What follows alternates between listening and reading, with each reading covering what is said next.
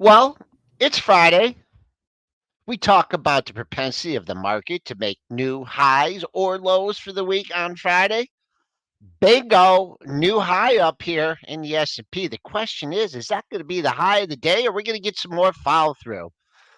Earnings, we could talk Akamai down. We got some drug news. Novavax up 118%. Yeah, it's at almost $10. It's a quiet day on Wall Street, but it's a never quiet day with Triple D. It's Friday, pre-market prep. Let's get it started. Welcome to Benzinga's pre-market prep. This is a volatile puppy here. It's all about execution styles and strategies.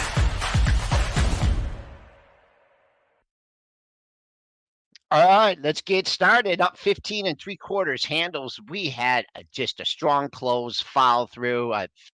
52, 54, 75. There's your last trade in the S&Ps. Buck up a couple pennies, 105.14. TLT flat. Crude trying to kiss that $80 area, up 56 cents. Gold having a good day, up 39.20, creeping back up to 2,400. Silver in the green, another strong day for silver, up 44 cents at 28.81. Bitcoin futures, they're in the green too. They're up $955 to 63,795. Let's bring in Triple D and ask him the most important question. Are you hungover from Natalie's birthday party? No, zero beers. But you see the unicorn in the back, that did invade here. So can you see the little pinata unicorn here? She wanted me to protect it. Spencer bought her that little pinata unicorn from the dollar store, which is $5 from the dollar store. And the last time we bought her a pinata on her birthday, all the kids came over for the party and she had it all full of candy. She was loving the pinata. Then they took the baseball bat to it and she was absolutely traumatized. She was like crying and they destroyed my pinata and like she was in love with it. So when she got this one, she's like, go guard that, put that in your room. Don't let anybody hit it with a baseball bat. Isn't that what you're supposed to do? You're supposed to. I know. That's why you buy pinatas. But she falls in love with everything. She's the most loving creature on the face of the earth and destroy nothing. And she was really, really traumatized by the baseball bats and the pinatas. So I'm guarding the small little unicorn pinata. It is now my good luck charm. It's small. Dollar store. $4.75 inflation. This used to be $1, but not anymore. So I'm guarding it. Is there a lot of candy in there? It looks kind of light. No, it was candy, but she emptied the candy out of it. So she's like, without smashing it. Spencer bought it for her and put candy in it, and she's like, no candy in this, and she took all the candy out. I got it. So okay, people won't come take a baseball bat to it. We got a guest host this morning. And let's bring in Zunaid sitting in for AB. Folks, it's an excused absence. His mom's suspended. Sent me a note. Yeah. Suspended. Zunaid wants to be the full time. Zunaid's sitting here on deck. He says, I'm here. I want to be here. I just wait for AB to mess up, and I'm like, gotcha, get out. Nah, he's out celebrating his brother's graduation. So shout out to him and the family and the brother. Should be a fun time for them. Nice. Congrats. Okay, Dennis. Zunaid, what's going on? Man, I'm excited. I'm back in Detroit, as you can tell. Good stuff happening. I know you and I are we're going to talk about Baba. That's later on in the show as well. A lot of great movements happening. Where do you want to start, Joel? What do you want to kick things off with here? I think you've got the NVAX. I mean, that's pretty big. I know someone in the chat mentioned. Start with the good news. Okay, go ahead. News me. Yeah. So you had here. Let me go ahead and share my pro. Ticker NVAX, Novavax, right? This was a lovely ticker to go ahead and trade during the COVID times. Then it came all the way back down like Wayfair, except in the biotech space. And now it's up. I mentioned about how, they had great earnings. But then, Dennis, you mentioned, but they only beat by like a penny. That's not the reason. But the reason that they're up is because of their collaboration to, what is it exactly? It was with Sanofi, right? The commercialized COVID vaccine and to develop like the combo shots. Is it really worth being up 120% on that? Here's the deal with Novavax. There's a high short interest here. A lot of people think this company is going to zero. I've said on the show, I think there's a possibility this company goes to zero. So you have a lot of people who are betting that this company is going to fail. You get a billion-dollar collaboration with Sanofi out of the blue to develop not only COVID-19 vaccine, but develop novel flu combos. That's gonna squeeze some shorts. Yeah. So what you're seeing is an epic short squeeze here this morning. The stock's up 121% since this news came out at 2 a.m. Oh, you know why it broke at 2 a.m.? I was like, why did this news break at 2 a.m.? You know why? Sanofi. European markets opening at 2 a.m. there. So that's why this news broke here. I mean, Sanofi, SNY is up 11 cents. They could care less about this, but it is huge, huge, huge, huge for Novavax. So squeezing shorts, the short squeeze is on. Well, on the flip side, you also have Moderna that's down to the downside. After you had the FDA make comments that it does not expect to complete its review of mRNA 1345. So that's a bummer, right? You have your competitor that's doing well. Yeah. You're kind of not. And I also think, obviously, Moderna probably selling off a little bit in their own bad news, but also competitor coming in here. And Novavax, has been off the board. So all of a sudden, are they going to come compete with the flu shots and Moderna's working on here too? Possibly. So multiple reasons. Actually surprised Moderna's not down more. So down $2 doesn't feel too bad for Moderna here. But it's all about the short squeeze in Novavax. That's why it's popping up. And these things start, folks. You got to be careful. This was a $35 stock a year and a half ago. $4, $9, $15, bag holder central everywhere. So there will be profit takers eventually. But, and if we just go far enough back, this was a $331 stock. Yeah, way back when. COVID Dennis, bubble. did you see what the pre-market high is in a Novavax? No, never looked. Really got it. $14. They popped it to 14. What time is that? And Sinead, since you're not on the show, every once in a Joel, while. can you show your screen just to? Yeah. I have it shared. Yeah, Joel's going to take it back here too. Just to yeah. it up there. There it is. Wow! Wow! Yeah. See, every once in a while, I make a proclamation about a stock. It's not investment advice, nor is it investment advice. But I will say that if this stock takes out the pre-market high is at 14.19. I will walk on my hands down the Lodge Freeway to the office. Joel. Yes. This is not a bet you want to take.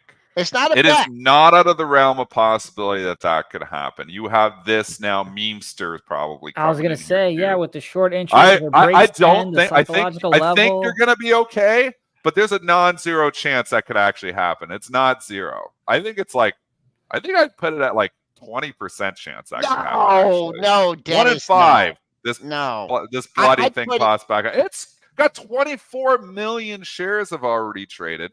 In all likelihood, we've probably seen the blow off top. We've probably seen them squeeze and puke it up there, it's an hour Friday, ago. People want to get crazy with it. Like, come on. But I'm placing a bid on 15. I'm hitting the What ass if he bought 15? this at 13 and a half? We just want to see him walk on his hands. Yeah, well, that's another thing. I really can't. Joel's going to walk on his hands. Novavax. Yeah, that will be. No, that wasn't a real signal. No 4 signals. Wow. I don't. If I could. Well, so we're off the board here on the Novavax daily. The monthly. This is when your stock's a pig. Look at the monthly here. Oh, it's been. Look at this wallowing down here. I'll go to the next monthly high right now. I like to see what happens at $10. Yeah. 10.30. Let's see what happens. That was your your September high.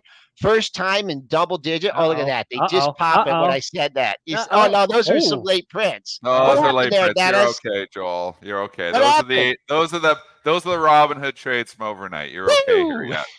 Hey, but hold on here a second. We got to talk the options action here too on Novavax. You know what? Take a guess what the 450 calls were going for. So those would have closed basically at the money. The stock was $4.47. It had a scheduled earnings event. So these actually would have participated in the earnings event. Guess what the 450 calls were asking? Guess how much? 20 cents. Holy, somebody trades options. 20 cents. 23 cents. Sinead, that is. Did you look it up? No, my hands are right here. It must be a huge options trader. Know that. That seems so low. I mean, anyways, windfall here. Those are now worth intrinsically $4.20. But, obviously, you got time value here for today as well. And when they were 14, holy mackerel, $5 calls were 10 cents, $5.50 calls were a nickel. If you want to go right off the board and pay a penny, you could have bought the $7.50 calls for 1 penny. There was open interest of 180 contracts. What about the 450s? That's what I'm saying. Those were the Oh, what's the 23. open interest? Yeah. What's the open interest? 2,900 contracts. 2,900. Woo! Which is not a lot when the stock I is was trading gonna say, 24 yeah. million. So, you honestly, when you look at this open interest, you got about $1 million, probably not even $1 million worth of shares. So that keeps the stock elevated too, because what happens, folks, quick options last time, you have huge open interest. Those options traders are in the money. They become natural sellers to the stock. When the open interest is relatively low, and I would say in this case, it probably was. There was a little action on the 450 and 5s, but exposure to 290,000 shares, 280,000 shares, 24 million shares traded in the pre-market. I mean, the options aren't going to hold this thing down. So if you're thinking options are going to bring this thing back in, I don't think so. I think it's just a matter of bag holder central, is going to hold this thing down to a certain extent. That means everybody who's bought this stock is like, oh my gosh, I'm getting bailed out. But this is not a nothing burger headline. This is not like, oh, it's just smoke and mirrors, and this is the memesters and Reddit's got it, and it's going to go right back eventually here. This is a something burger headline. So combo that with a short squeeze here. Okay. I'm not saying I'm buying the pullback, but I am not shorting the stock. Sometimes I come in as like, this is short.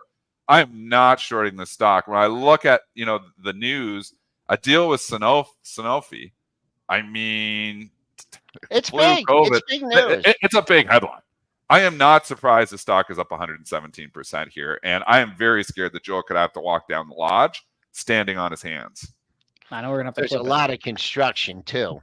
I don't know. Maybe I'll just do it. Maybe I'll just do it on the side. And then let's just take a look at Moderna. Moderna traded down $1.61 on the delay of approval of one of its drugs. Not a big deal. Down $1.61. Yeah, I mean, buy the dip.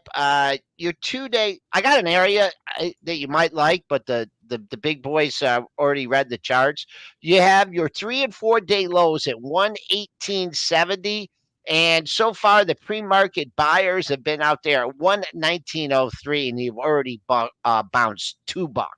So there you're looking at. We'll look at resistance is unchanged on the session, just mild resistance there, 122.69. I just want to mention Pfizer here. Yeah. Pfizer has distanced itself from the low of the move. I believe that's on earnings. You have 3 matching range days. So if you are trading this today, there's a big seller perched at 28.40, 28.50. That's been the low roadblock 4 days in a row. Keep an eye on that for follow through, and pair of matching lows at 27.40 area. Any other drug stocks you want to look at in drug land, since we're talking about? Let's move on from the drugs. Okay, we have where do you want to go? Earnings report. We have a bad earnings report. Give it to me. Give it to us. Give it to us, Z. You're talking about the Akamai? Yeah. Well, let's see. So they are down approximately. Let me share my screen one more time. They are down, what is it, 8% here today. You also had a downgrade, or excuse me, maintains the buy, but lowers the price target, Bank of America Securities, from 145 to 125. Yeah, let's chase price. Yep. And quickly in this case, it just wasn't like an hour later what you would have liked. Not the greatest. They also had weak guidance, so that doesn't help anybody as well. So it's like, hey, not only did we not really do great, but we're going to continue not doing great here. So the earnings, not great. The guidance, not great. The stock trend has not been great. You think about how good technology stocks have been in 2024. Well, here's one that started the year up near 119. I'm trying to grab the price. Higher than that. Wow. Yeah, it was. Yeah.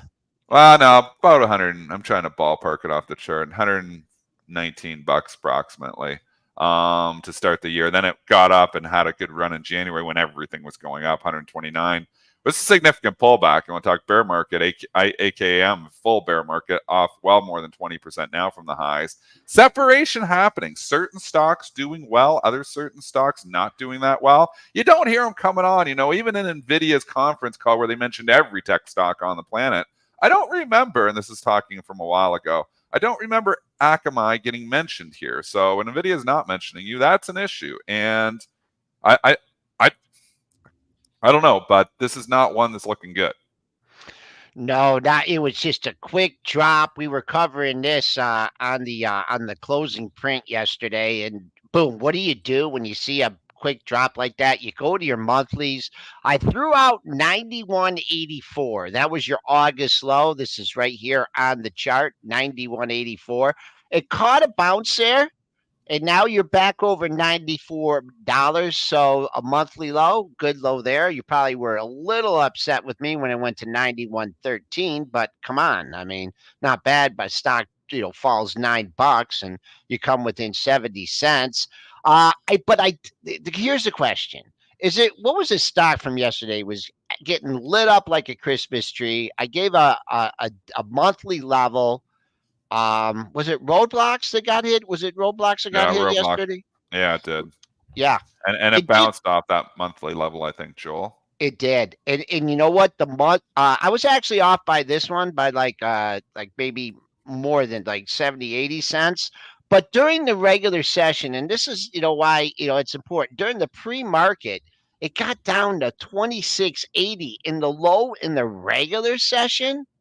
The low in the regular session was 29.55.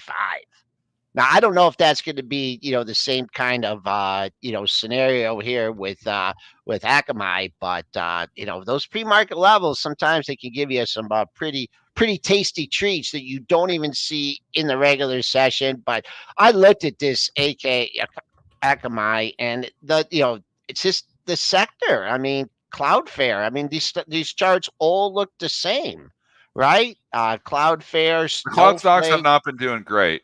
No. Well, Cloudflare and Cloudflare is a cybersecurity stock, so it's a little bit. I know they got the name and cloud stuff still. They're not really Well, in you that should change sector. their name. Yeah, I know it's giving you a bad name. It's cybersecurity. It's cloud. That's stuff all in the cloud. They're all every stock is a cloud stock. Like this is just the way the world is. There's like 500 cloud stocks out there. They all use the cloud. But Datadog is another one in that. I space, put Cloudflare with cybersecurity and those ones there. Akamai, but you're right. Snowflake. Datadog. Go to the one CRM. I mean Salesforce. It's off from the highs here too. Obviously, Workday had the report, then didn't get added to the S&P again, and then they beat it up for that. I mean, cloud stocks are in a bear market, folks. I mean, that's interesting commentary here because you don't think like that whole, except Microsoft is everything, but these cloud stocks that are like what you say is pure cloud names like your Workdays, Salesforce.coms, and your Akamai's. These stocks are in bear markets. So I don't know what turns them around because there's a lot of stocks, Qs, not far from all-time highs. NVIDIA is knocking on the steps of all-time highs. You've obviously got a lot of other stocks like Amazon, Apple making a comeback here, Google, not far from all-time highs. But you got a lot of mid-cap tech stocks, not even mid-caps, large-cap tech stocks, cloud stocks that are not participating. What does that mean? Zed. I'm calling you Zed. I like Zed better than Z. Zed. I'm Canadian. I'm going with Zed. What are you thinking, Zed? Well, I mean, you had was it Snowflake that had a CEO change, right? I think it was when they maybe about a month ago they had a change at the top helm. So whenever you have that, you kind of get curious, especially when it comes out of the blue. So I don't know. I'm not the biggest fan of Snowflake. I like to trade it. I don't know if I want to own it. But if it gets to 150, I love my whole number. So if Snowflake gets down to around 150 or so, it could get interesting for me. But besides that, I need to see a break of the downtrend to the upside before I can get into these type of stocks. Now they do have, real quick, sorry, Snowflake. Yep. They do have Q1 confirmed earnings in 12 days. So May 22nd. So if you're interested in the stock, you're trying to maybe play a run up or something like that, that's the date you want to note. May 22nd after the close, Snowflake reports. Zed saying something very important. I love my whole numbers. We talk about whole numbers on this show here as well. Multiple reasons why whole numbers work. One, they're psychological. Institutional players, retail players, like, buy it on $100, buy it on 150, buy it on 125. The other issue is big whole numbers have optionality there. So that's why these big whole numbers, I had the whole, theory, which I probably haven't mentioned a couple years in the show. I wrote a whole market, a theory on whole number trading.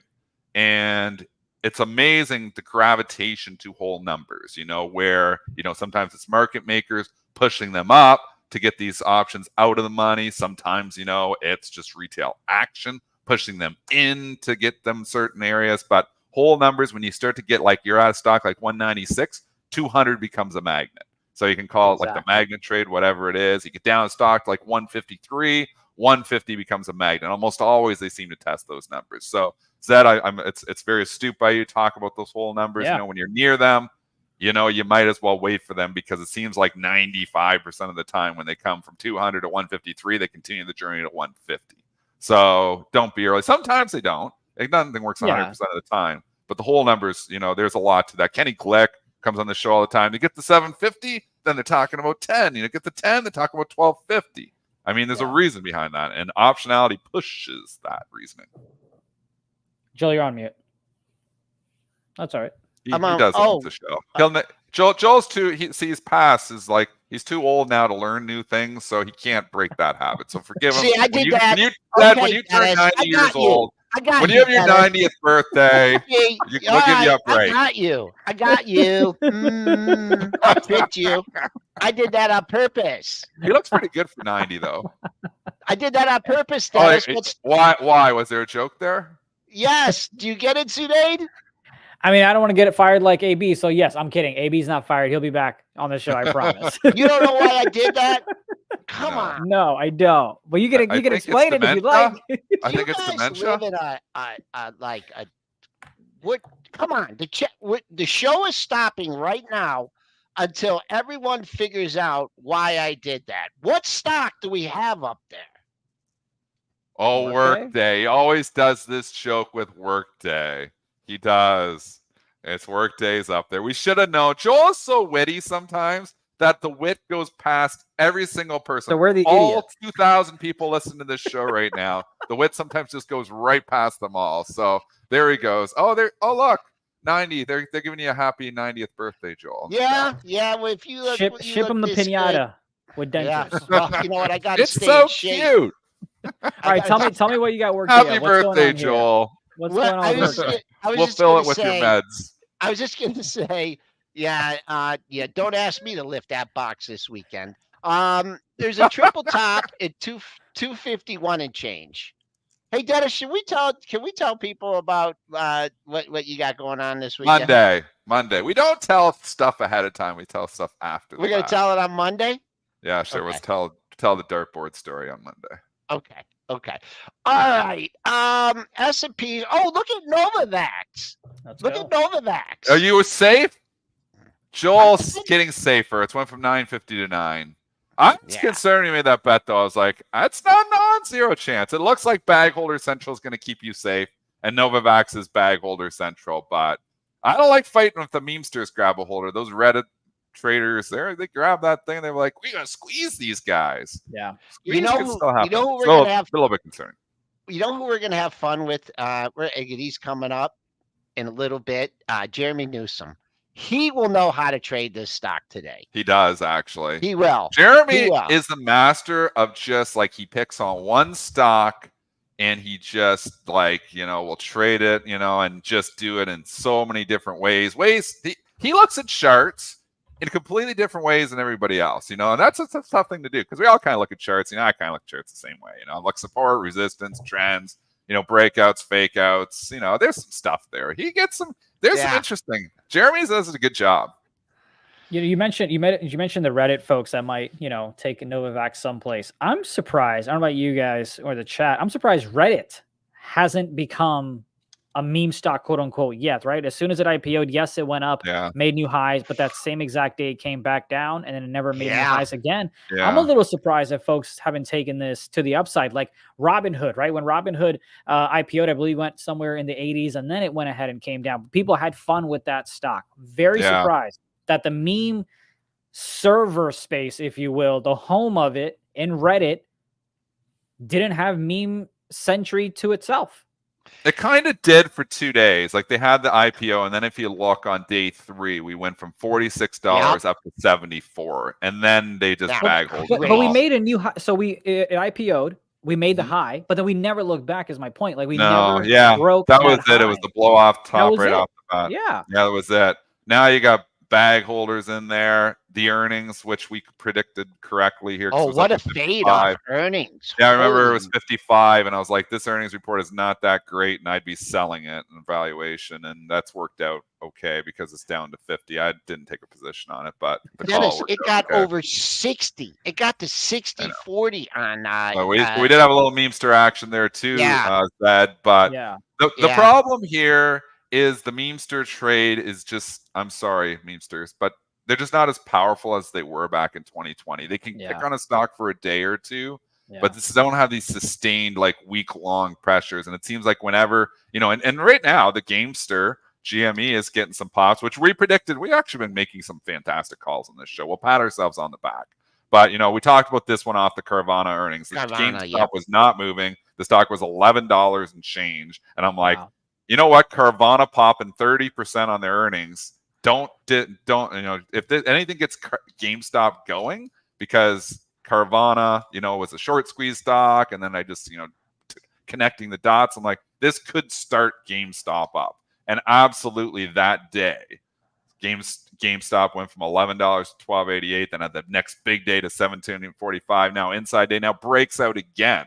So the memesters are working in GameStop right now. Maybe that's why they got to really gang up on one stock, Zed, because they aren't as big as they used to be. Maybe not as many of them. They're still out there, though. They got the Gamester moving, though. GME is moving here again. I don't like shorting on breakouts here. You got a little breakout here in GME. And the volume is waning just a tad on this, just a tad. The 50 million, I don't know. I'm not calling the top yet, but if you're trading this from the long side, keep an eye. Pair of lows at 1534. Those are the lows from the last two sessions, so that's $2.5, $3 away. So keep an eye on that. The next monthly high for the GameStop would be 1946. That was your September of 2029 high. So that is a look at GME. I think, did AMC have earnings, or was that AMCX? No, they did. They did, had earnings 2 days ago. Nothing burger, nothing. Like it popped like a nickel, and then it started to just leak. So does anyone miss Movie Pass? I don't know if you guys know Movie Pass.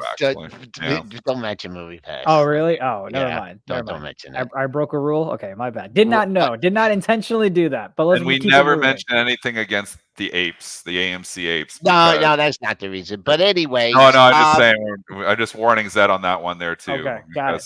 Back in the day, I said something against the apes, and then on a Reddit board there was 3,000 messages hating on it. Okay. Was it GameStop? I think it was AMC. Yeah, but back in the day, you cannot mention negativity. You know what it was? It wasn't on the show. It was a Reuters article.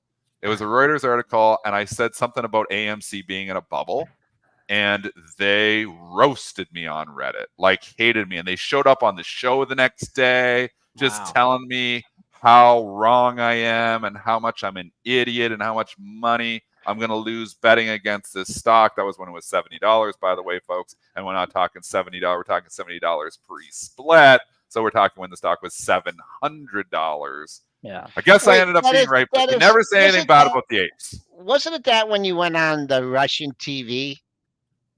No, Russian TV was afterwards. And then Spencer gave me trouble for that. He's like, what are you going on Russian TV for? It was what is that called? I don't know.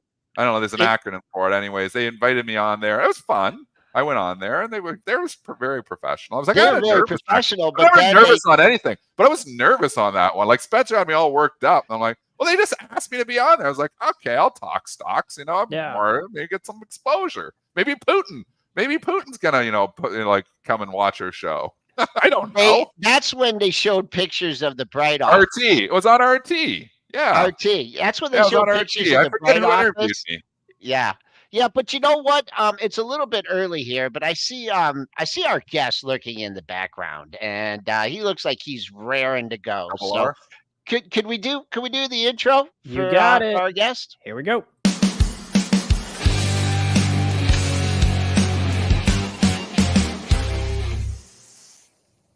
There he is, Jeremy Alexander Newsom. What a great day to have you on.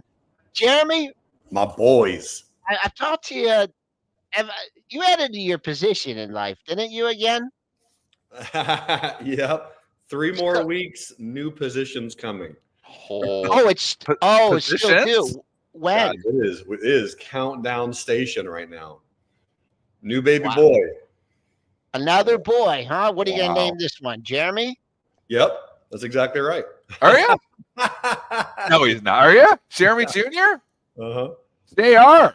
Yep. Awesome. Congrats, buddy. Thanks, That's man. awesome. Thank We you, know the dude. name. We know that Jeremy. He's like, Okay, Jeremy. look First what of we all, got here.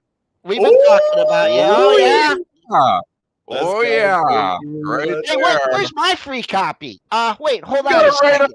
You got to write the forward for him, and you get a free copy here. So look at the Jeez. autograph.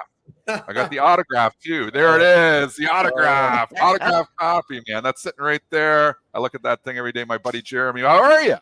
Thanks, man. I'm doing amazing, dude. I'm really, really good. Life is perfect.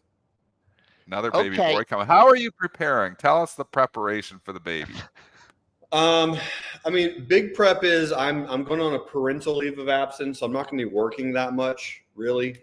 June, July, August, probably. So those 3 months. So right now, I'm doing my absolute best to just get everything. I'm working like 18-hour days is the answer right now. Holy. So, yeah, man. So you're not going to trade at all? You trade a little bit.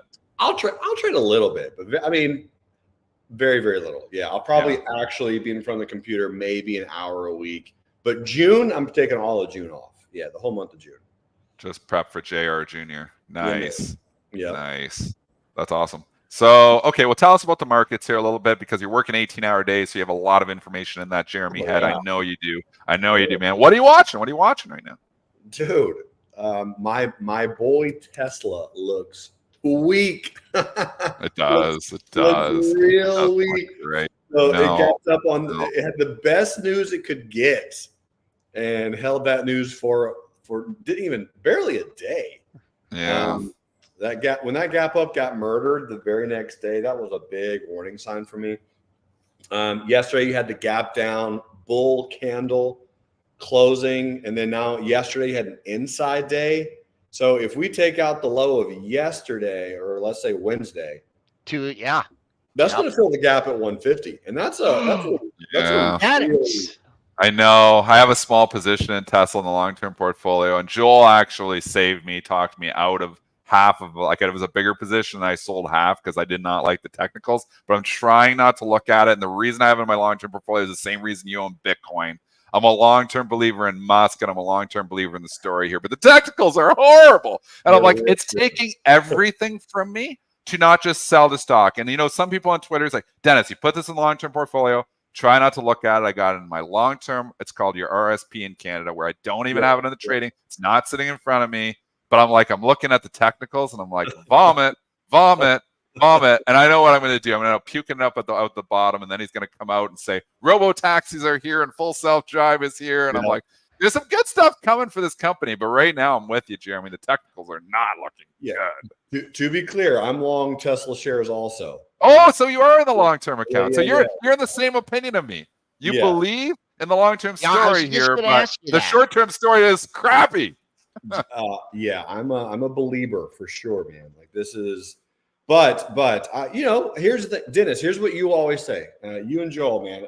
It's amazing to be a trader, because if you own shares long-term, you can go buy puts. Puts go up when stock goes down. So I was like, all right, cool. At least I'm decreasing my overall exposure. I'm decreasing my overall risk. You can position trade around any position that you want.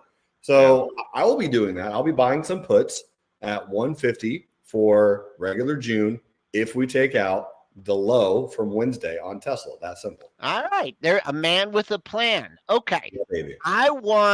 We got a stock today. Do you have your screen in front of you? Always. No, you talking about Novavax? Yeah. I got this guy, man. The jiu-jitsu man. I got you. Okay. Set us up, Jeremy. Set us up for Novavax here. Okay. Because I have no idea.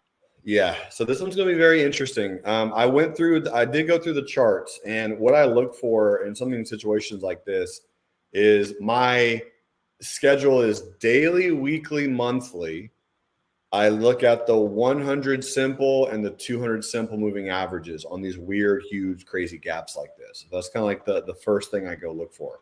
The 100 simple on the weekly chart on Novavax is at 1405. That was almost the pre-market high. Wow. So my thought is we're probably going to get back up there, believe it or Ooh. not. Yeah. Whoa. Yeah. Today? In the next 72 hours. Yeah. Oh, so you think this could squeeze more? Yeah, quick little squeeze. Everyone talks I think it about could it. too, Joel. I'm kind of with Jeremy. I don't know if it's going back to the 14 right away, but I do think it could squeeze more. It depends how much it leaks here. We start leaking to 8 to 7, and it's like it's okay. It's got 72. to start stabilizing here pre-market. Yeah. It needs to stop going down here if it's going to think about squeezing again, because 27 million shares, you got some bag holders even from the last 2 hours here now. Yeah. So yeah, it needs. If it goes to 7 pre-market, Dennis, you're right. It'll go to 6. But Yeah, at 6, you'll get the weirdos like me who are like, oh, okay, well, 6 to 8 is possible. yeah, me too. I might have come in. If this thing gets to 6 today, I might go long it too. And I hated this company. I hate Novavax. I'm talking on this show like this company's eventually going bankrupt. They still might, but this deal helps. Yeah, well, this is wait, Jeremy, like for 72 hours. So are you including like the traders out there on Robinhood on Sunday night that are going to buy this thing up? Is that what you're by the way, it did get through 14. I got a pre-market high at 14.19. But okay, well, I don't have the 100 simple. I got the 5-minute here. Just talk about what chart are you going to be looking at off the open? The 5-minute, 10-minute, 15-minute? I do. Yeah, 5-minute. 5-minute will be it. And the chart that you have right there it's a beautiful chart. I mean, so looking at it, again, 6 is the only real major support. 6 is the support, 12 is the resistance. And so that's going to be it's a huge, huge, huge range. And it's going to be an ugly, ugly position. But what's amazing is I love stocks because it's so easy math, right? If you buy 1,000 shares of something and you have a $1 stop loss, you can lose $1,000. That's it. But if you have a $2 target, you can make $2,000. So the math is I can lose 1,000 to make 2,000. If you buy low enough, the chances of you winning increase on anything. So you're not buying it until 6? You don't have no super new candle, new Jeremy candle like off the open? No? Okay. Probably not, man. Yeah, probably not. It doesn't look anything crazy, but it can absolutely squeeze higher. I mean, this is an incredibly nice, but yeah, man, there's nothing really ultimately that special on it until 6. Oh man, I was hoping. Okay, let's go overall market here. The Friday move, right? Strong close on Thursday. Yeah. Like I feel, we had the quick sell off rebound. I mean, we're kissing our all time highs here. Before you take those 3 months, are you going to get entirely flat your portfolio? Just get flat. Just get out of everything. No. I'm not. I won't be flat, but it's not the worst idea in the world. If we're at the Qs, if we're at 450, I'll just get into a collar, which is selling a call and buying a protective put, and the call sale will pay for the put purchase. The QQQs pulled down into the 100 simple, which again, that's my favorite. This is my favorite moving average. 100 simple on the Qs was at 422. And it was a beautiful, beautiful little dip. I love the pullback, and we're gonna continue to make new all-time highs this year. It's not even a question. We'll just keep going. It was a really nice little dip. So no, I won't get flat everything, but I will definitely ensure a position so that I can have some sleepless nights with baby boy, and also not stress too much about the overall move in the markets. So I'll sell probably like some 475 July calls, and then I'll buy some 430 July puts and just kind of leave it alone and let that range kind of chop around and do whatever it's going to do. But I'm just going to kind of sit back and relax.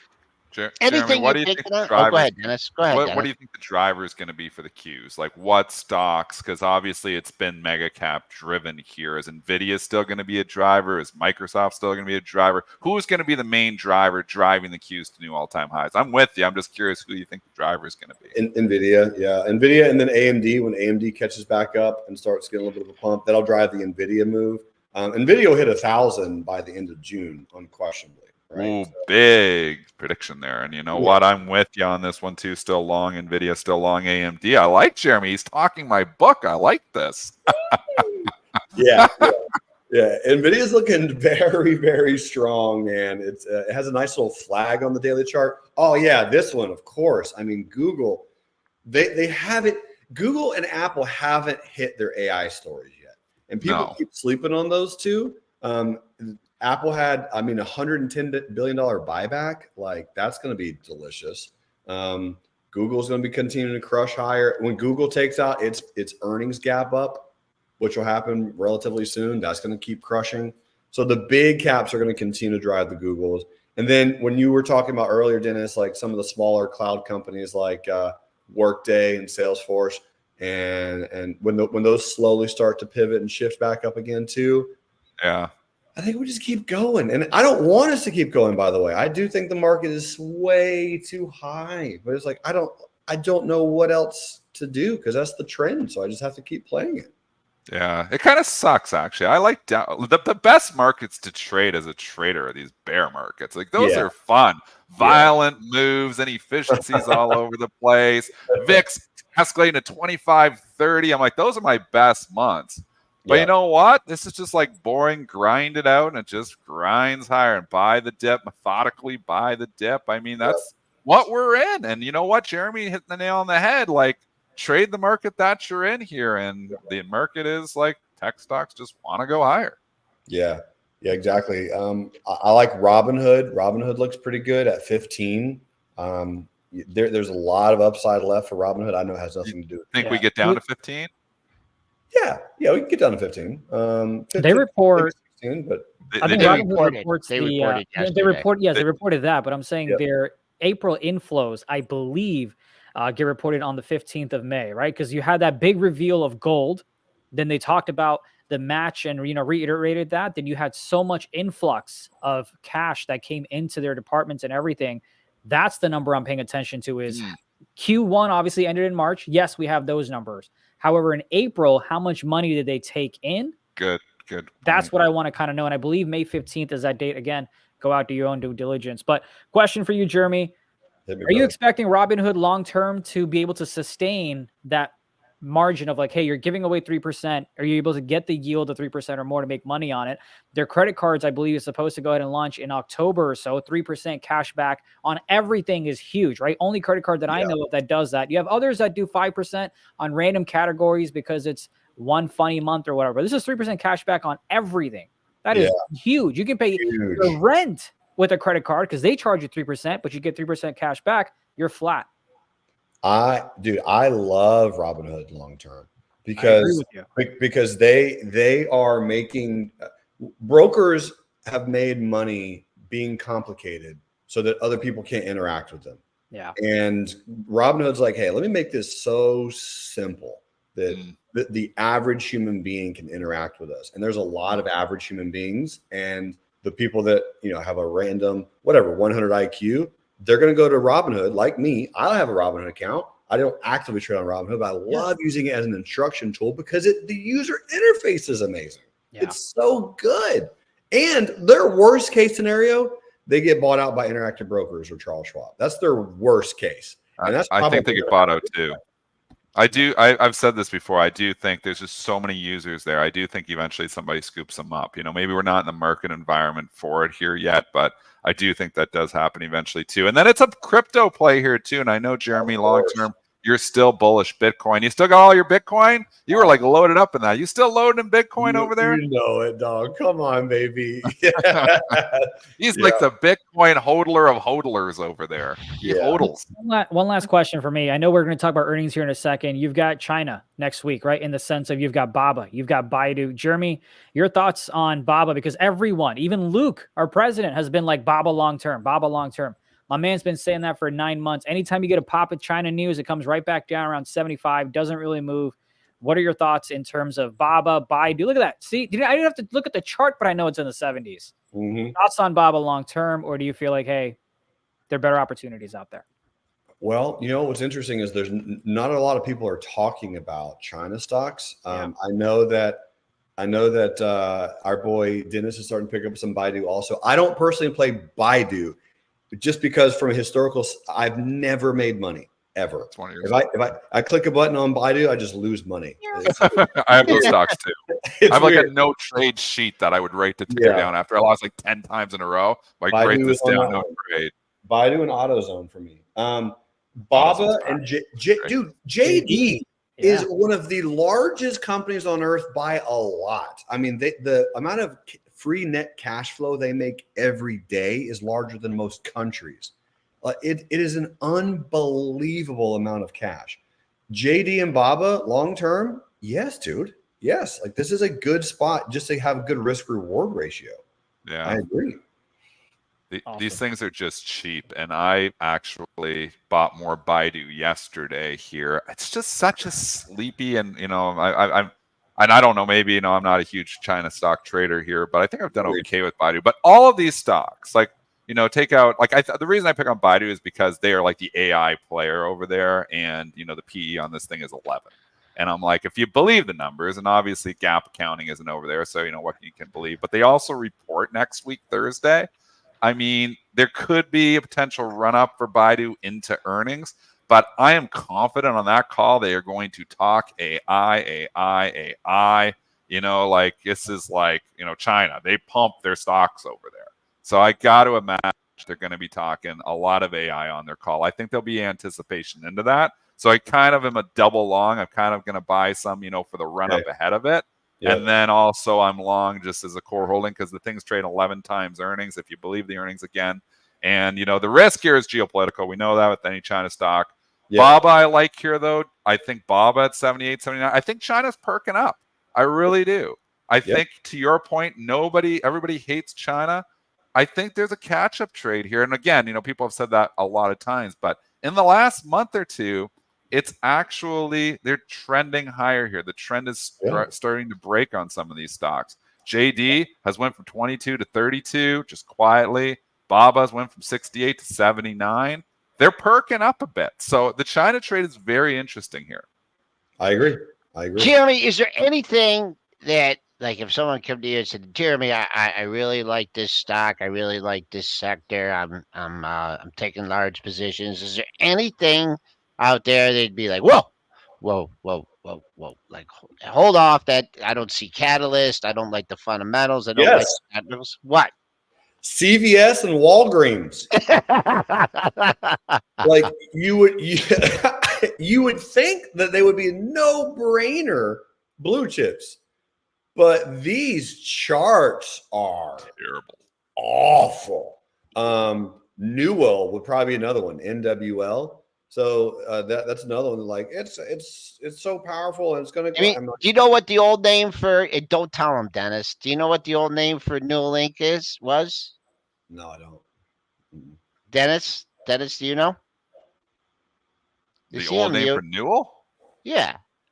No, I don't remember. This is going back to the 1960s, I think. Jay will know. All right, I'll give you a hint.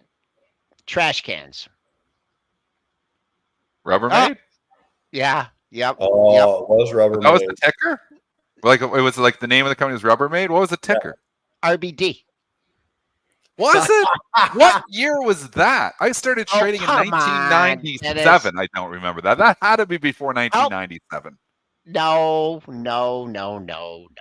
Someone help me out here. I do not remember that ticker. I do not remember that. I don't remember it, but Rubbermaid's been around forever. That's a wicked, yeah. Well, it should have been stated. That's where they went wrong, was when they changed their name from Rubbermaid to Newell. Same thing with Square. When they changed the name from Square to Block, it was all the worst downhill name change of all time. Yeah, don't you know what? Not when you got something that works. Before I leave this Rubbermaid, someone's going to find out. I think that the trash men in my area are in cahoots with Rubbermaid and Newell, because they break my trash cans. His I have conspiracy trash cans theories with are lids awesome. on them, right? Yeah. And they come by. I hope they don't know my address. They grab my trash can, they pick it up, they throw it on the ground, they break them, and then I have to go to Home Depot and buy a new one. And like, how often do you need to buy a new garbage can? But anyways, we'll have They to. really I throw think that thing down hard. And then, they and do. Joel, I got one that I like a lot for people. Is Estee Lauder, ticker symbol EL. So Yeah, that, tell us about it. it's just had a beautiful decline. They still pay dividends. They're a luxury brand. One of the best, the best margin you can get on anything in life ever from a company standpoint is software. Number one. Number two, fragrances. And Okay. Estee Lauder has, the corner market on fragrances as well. I go into the Macy's though, and they're like trying to spray me down. Like, when I go Oh, there, yeah. you walk through the 'Cause you perfume department, Because straight from this, straight from this, straight from this way. And I'm like trying to dodge. It's like the Matrix in there, trying to get away from it all. Yeah, no. So I've never been a fan, but I mean, you think comeback story here, because this stock's went from 350 down to 131. I mean, PE has come substantially down here because obviously, this company's struggling a bit. So you're calling for a rebound story in EL. Yeah, rebound story in EL. It'll take some time. I mean, it's not going to happen tomorrow. There's nothing sexy about it, but that's the thing is, doesn't have to be 4 or 5 years from now. Well, really, with all these spraying, it's all about sexiness, isn't it? Yeah. Hey, one interesting note on Estee Lauder here, and I've told this before on the show, is that I've actually, back when I was in Chicago, traded with Estee Lauder. She was in the pit. Her symbol was ESL. Nice. And her husband was. Is this a real story? Why would I make something like that up? This is the You traded stock with the Estee Lauder, like she was a floor trader. Yes. The Estee Lauder. She was spraying. Well, it might have been her mom or something. How did she smell? How'd she smell? Well, everyone smelled pretty bad in the pit when they were sweating. That's why she created Estee Lauder, because she's like, these guys smell so bad. I can't take it down there. She started doing fragrances like, oh, I got a market here. Joel smelled so bad in the pit. He was the reason they created Estee Lauder. Joel, I think it was her up mom. the hands. So he's raising his arms again. I gotta spray him down. I'm telling you, we'll look it up. Maybe that was her daughter or something. I don't know when this company was founded. I gotta look this up. You look it up, and in Louis Lauder, I haven't looked him up in a while. I hate looking up people from the floor because I was there so long ago. Sometimes they're not there anymore. The floor is definitely not there anymore. All right, this is an extended version. I'm sure glad we had Jeremy coming on today because a little bit of slow day in the market. We'll keep an eye on the stocks that he mentioned, long term and short term. Jeremy, people don't know. Are you still doing a lot of jiu-jitsu? I am. Yeah. Yeah. Don't get in a fight with Jeremy. He'll pop you in the head. So, all right. All right, Jeremy, good luck. Keep us up on what's going on with the family. Always a great time here. I will be looking in my mailbox over the weekend for my book, my free book. And we did sell one. Someone said they bought it. It's coming on Sunday. So one of the nicest, most personable guys on Wall Street, great trader, great friend, Jeremy Alexander Newsom. Thank you. Thanks, family. All right, Dennis, we got 5 minutes to go. Are you just going to talk the remainder of the 5 minutes? What do you want to do, Steve? We can talk earnings, right? And obviously, Dennis, take the car on the road if you want. But we talked about JD. We talked about Baba. And because of the trash can story, folks also mentioned Home Depot. Thoughts on like Walmart? Walmart, you had this whole TikTok situation. I'm not saying that's why you should buy, but you had that whole, we're going to try to get into TikTok or whatever else. I really expected Walmart to be able to dominate the online space a bit more and compete with the Amazon side of things. They tried to launch their online stuff. They just haven't gone anywhere. But do you see anything you like in terms of any of the stocks that are reporting next week? You've got Home Depot, Walmart, Under Armour, which, you've got Take-Two Interactive. They've got the Grand Theft Auto angle as well. What are you thinking here in terms of next week? I'm thinking I'm going to buy a lot of these stocks long, like probably today. Usually over the weekend, they're good trades. The stocks will report next week, just getting ahead of it. I mean, Walmart from a technical perspective is butting up.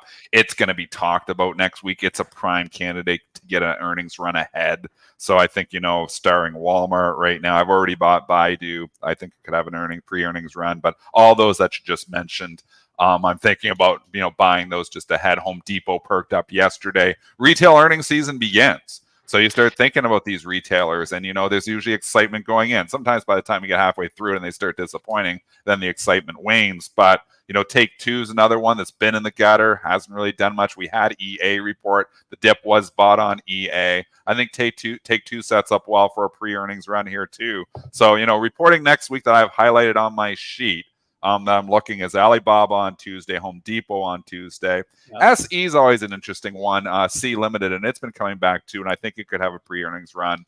On Holdings is another one. It was been weak the last few days. I need that to stabilize before I start looking at that one. Cisco is going to report on Wednesday. We've got Thursday is the big guns, like you were saying, Zed, Walmart, and we've got Take-Two and Deere and Applied Materials and Under Armour and Baidu. Ross Store is also reporting here too. So retail earnings season going to begin with Applied Materials mixed in. I think owning some of those stocks ahead of those reports is going to work out. Right. Ahead of the report. I'm glad you clarify that because people are talking about do the report. You know what? And this is not investment advice. I'm just looking at this Walmart. And you know how every once in a while, like Walmart just comes out and just, has a bad report and it drops like $5-10 and then it stabilizes for the next 3 or 4 months and then it comes back. I mean, it's just been holding up here. I will say that the bulls are 100% in control here as long as this stays above 58.50. There's 3 monthly lows there at 58.50. If you take that out, the monthly lows here I'm referring to are on the bottom chart here. I just got a spiny sense here that Walmart just been hanging up here near the $60 level. Big boys are selling, and then maybe and if you get a $2 or $3 pop, I think they'll sell it too. So they're going to sell that Walmart report. I don't know why I think that. I never go to Walmart, but and I'm not going to hold through the report. I don't intend to hold through the report on any of these, but I think they get excited. Yeah, yes. And I played at Zed. This is one, like, I have like probably, a book of like 30 strategies that I employ. This is a core one. Owning stocks ahead of reports. Owning stocks, it's event-driven trading. Owning stocks ahead of events. You've got something coming up. Well, they get excited about that. Media starts talking about it. CNBC, maybe they're, predicting, stuff on it. People are like, ooh, I like that one. Where they come in. It drives retail, buying is what it does. Just the event, the anticipation of the event. And there's alpha to extract from owning stocks ahead of reports. So all those stocks on the list you're talking about, I will be, in and out, but playing them from the long side for the next week. My final thoughts until they report, not holding through the reports. My final thoughts here, and then Joel, you can wrap up how you see fit. Novavax, right? Going back to it, that's how we started. I want to end it on my final thoughts. $10 hold number. Right above VWAP as well, right? So I can go ahead and share my chart here just real quick, just so we can see it because of the VWAP. So this is my chart. The yellow line is VWAP. You have $10, currently trading at 960. So you did bounce from $9. So you clear $10, hold number. You clear VWAP. Then I think you can have a little bit of momentum. But again, let's kind of see how things play out. If the candle closes above 10 minutes, whether you like the 5, the 10, the 15, whatever. But notice how we tried to make a new high, but we didn't. We made a lower high, right around here. We made a lower high.